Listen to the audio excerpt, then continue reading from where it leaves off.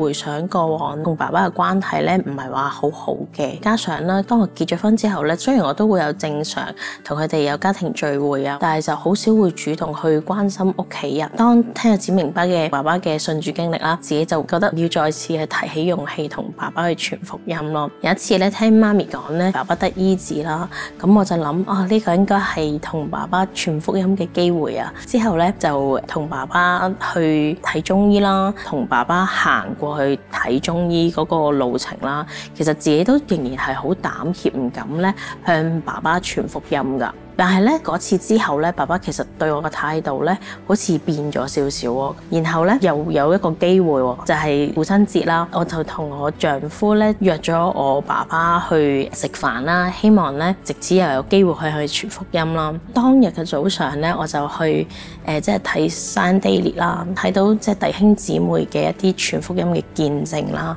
發現弟兄姊妹咧會支取伊桑嘅恩膏嘅喎，我就諗我哋可以效法，聽咗伊桑之後啦，自己內心當中禱告啦，同埋中唱詩歌啦，咁咧自己咧再次去有呢一個嘅力量啦，唔再膽怯咯，喺內心當中都會覺得好平安咯。飯局開始嘅時候咧，咁就了解下爸爸啦，了解佢嘅狀況係點啦，咁就同佢傾偈啦，打開話題。過程當中，爸爸都冇話好抗拒，即係我哋同佢傳福音。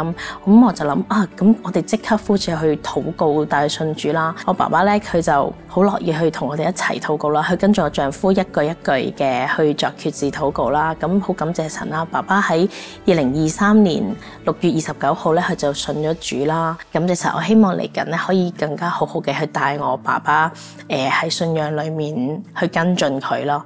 感謝神，將所有榮耀頌讚歸俾神。